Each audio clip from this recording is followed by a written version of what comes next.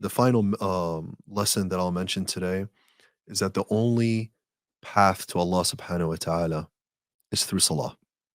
It is our ascension. Sayyidina Hassan al-Basri, he says, As-salatu mi'raj al-mu'min. Salah is the ascension of the believer. Allah subhanahu wa ta'ala wanted to give the Ummah of the Prophet sallallahu alaihi wasallam a gift, and he gave him the gift of salah. Salah is our way to connect to our Lord.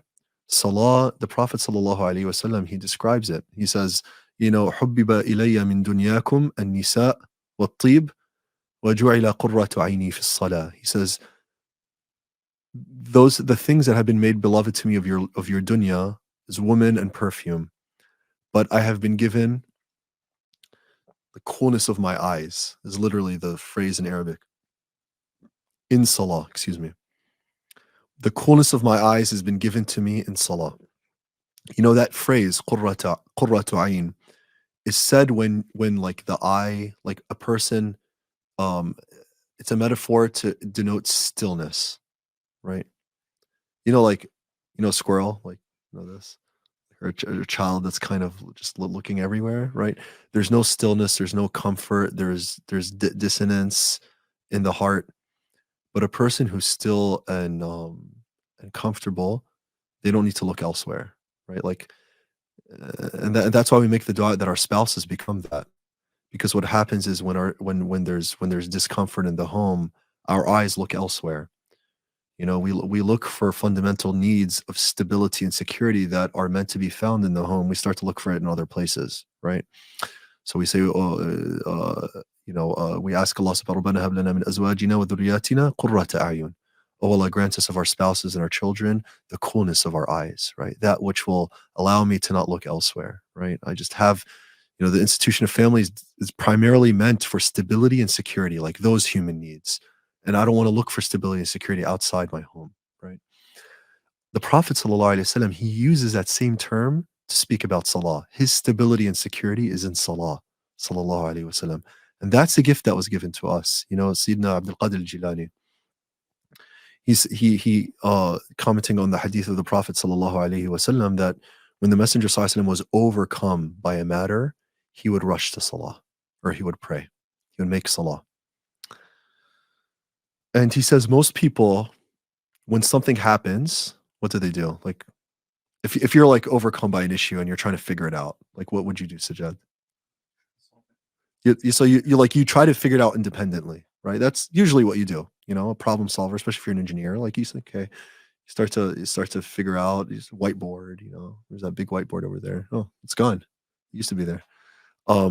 You try to problem solve. So independently, you try to figure it out. If that doesn't work, what do?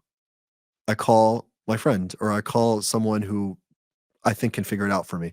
And if that doesn't work, then where do I go? Ya Allah. Ya Allah, help me. Ya Allah, I'm going to go pray 2 rak'ahs and Allah will open the door for me. After what? After like you spent, 3 days, not asking Allah. So he says, but the Prophet sallallahu alaihi wasallam here inversed it, if any matter came to him that he was overcome by it, salah. Right? He immediately goes to salah, asks Allah first. It doesn't mean we don't put forward effort, or we don't, exercise whatever we have in our means to solve an issue, but you do that after asking Allah subhanahu wa ta'ala. So this is what salah was to our Messenger sallallahu alaihi wasallam. And we view salah as a virtue. And what I mean by that, it's a virtue just like generosity or courage is a virtue. And all virtues can be acquired, but all virtues need to be worked on. And salah is one of those virtues, which means if I want salah to be the coolness of my eyes, I have to work on it being the coolness of my eyes. It's something that is acquired with a lot of work, with a lot of effort. I have a family member who I was speaking to some years ago, or I was sleeping at I was a guest in their home. And, at maybe 2 a.m. during the summer, I heard like recitation of Quran. And his recitation is not great, by the way. Like it's not particularly pleasing from a musical, melodious standpoint to listen to. But I was like, oh, he's praying Qiyam, right? So the next morning I asked him, I was like, I heard you praying Qiyam. He said, yeah. I said, when did you start? He said, something happened to me at work in 1987. It was a real issue. And I said, you know what? I'm going to start praying Qiyam so that Allah subhanahu wa ta'ala can help me. He said, from that day in 1987, this was probably 2018 or 19 or something like that. He's like, from that day in 1987 until 4 or 5 years ago, I have not left Qiyamul Layl, not even a single night, no matter what, whether I was sick or not. So then I said, you know what? I want to test this virtue kind of theory. I said, at what point did you start enjoying it?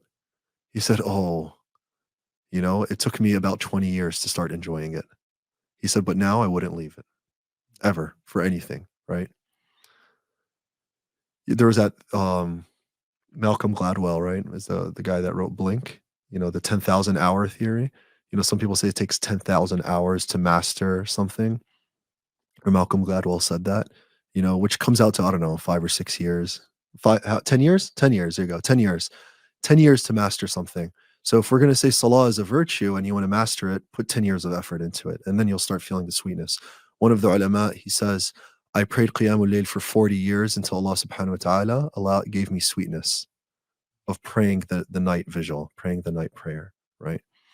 So I leave you with the gift of Salah, and we ask Allah subhanahu wa ta'ala to allow us to be people who consistently reflect on the seerah, the life of the Prophet sallallahu alaihi wasallam, to act in a way that is pleasing to him and his tradition is consistent with his tradition sallallahu alaihi wasallam. We ask Allah Azza wa Jalla to allow us to be those people who willingly accept the baton that has been given to us and to treat it with the amana that it deserves.